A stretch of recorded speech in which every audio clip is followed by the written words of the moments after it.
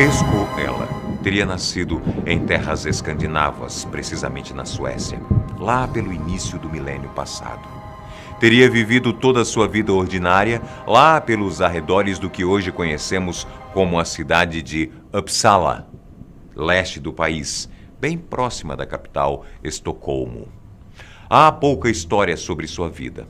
Apenas seus feitos foram reconhecidos pelo tempo e também pelos estudiosos do país.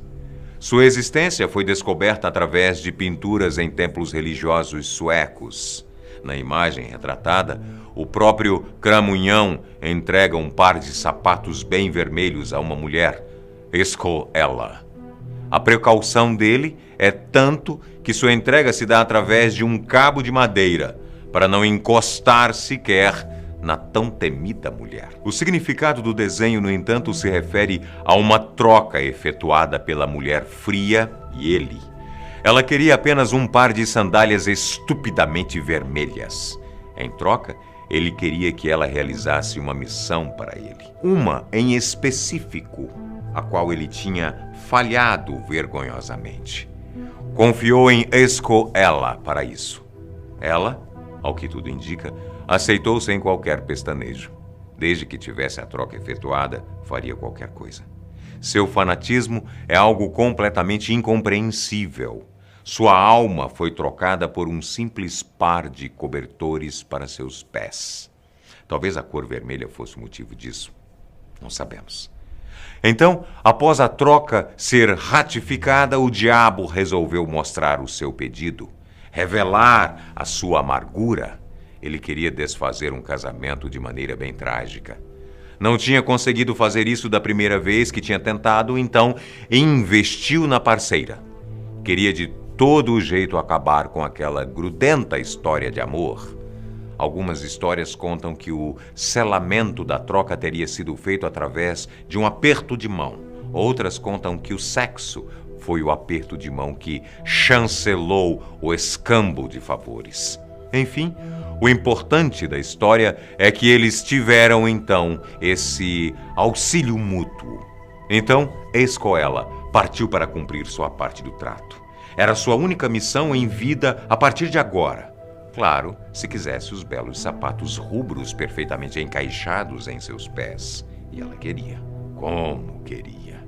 Começou então a planejar como poderia acabar com aquela união que parecia tão estável e inseparável, até mesmo para os 7 peles. O plano que criou é digno de roteirista de cinema, dos ganhadores de Oscar. Segundo contam os escritos, ela teria se aproximado do casal, primeiramente da mulher, onde iniciou seu projeto de maldade. Ela, como dizem alguns, entrou na mente da vítima de maneira tão voraz que conseguiu fazer com que ela atendesse suas sugestões sem muita discórdia. Não sabemos de verdade, mas imagine só a oratória de Esko Ela. Enfim, ela confidenciou de mentira à sua nova amiga que seu marido estaria traindo há algum tempo. Então era necessário que ela fizesse alguma coisa a respeito. E vale lembrar, aquela época não aceitava bem o divórcio.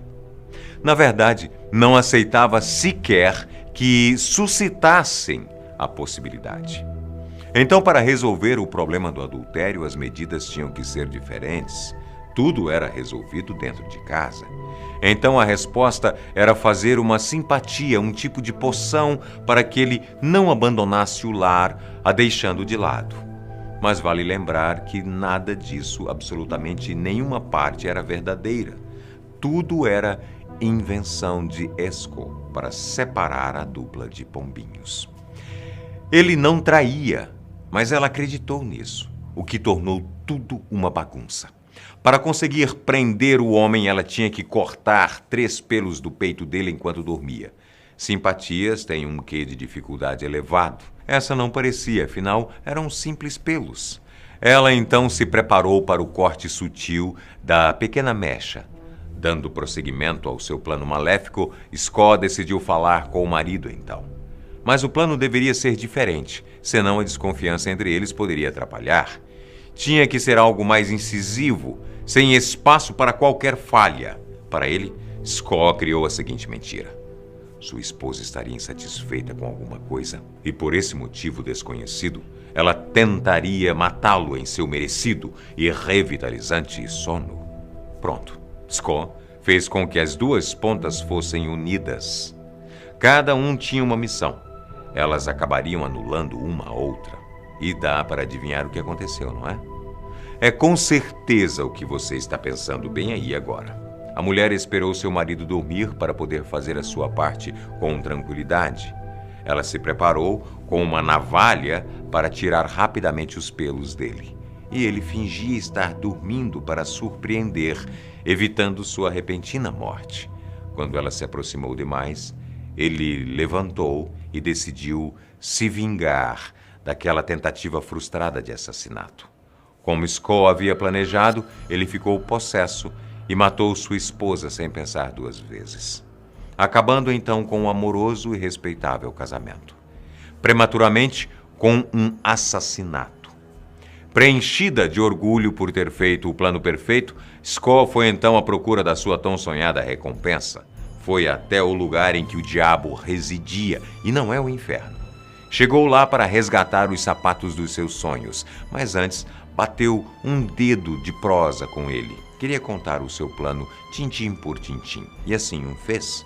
Contou cada detalhe dos acontecidos, desde a conversa com a esposa até o trágico assassinato cometido pelo marido. Surpreendentemente, o demônio ficou completamente chocado. Não acreditava que ela tinha feito tudo aquilo com o intuito de separá-los. Essa não era a intenção. Fazer com que eles acabassem no meio de uma tragédia passional e idiota. Sim, até o cramunhão teve certa piedade no caso. Ele queria o fim do casamento, da felicidade deles, somente isso. A morte não entrava no acordo. O jeito que ela tratou do caso fez acontecer o impensável, algo que até então não tinha registro. Ele ficou com medo da mulher. E demonstrou isso de maneira bem clara, como é possível ver no desenho que originou esse vídeo. Para entregar o combinado à mulher, ele decidiu se resguardar. Não queria acabar sofrendo como o triste casal recém-separado. Na entrega dos sapatos, então, ele confeccionou 2 varas de madeira. Usou esses pedaços de pau como instrumentos de pesca. Encaixou as sandálias e, de longe, bem longe, se inclinou para ela. Até que ela botasse a mão no seu maior desejo e não tivesse motivo algum para acabar com a sua raça. E dessa maneira a troca aconteceu. Os sapatos foram parar nas mãos dela, ou melhor, nos pés. E ele, de maneira ou outra, conseguiu o que queria. Mas no conjunto também arranjou uma adversária à altura e demonstrou isso de maneira bem respeitosa. Quando soube o que havia acontecido com o pobre casal, decidiu então se precaver e não chegar mais perto de Sko. Não podemos dizer que não é uma boa dica. Se ela foi capaz de causar a morte em troca de um simples par de sapatos, o que ela faria então se fosse contrariada? Ainda bem que nunca saberemos. Essa é a história entalhada em todas as igrejas por toda a Suécia, em algo tão famoso que virou história de ninar para os mais jovens. Mas ela é mais assustadora que qualquer outra, não é? O que você prefere, escutar uma história menos trágica como A Bela e a Fera ou ouvir sobre a mulher que meteu banca naquele que carrega a maldade pura? Você pode responder aqui embaixo. Eu tô indo embora agora. Um abraço. Tchau.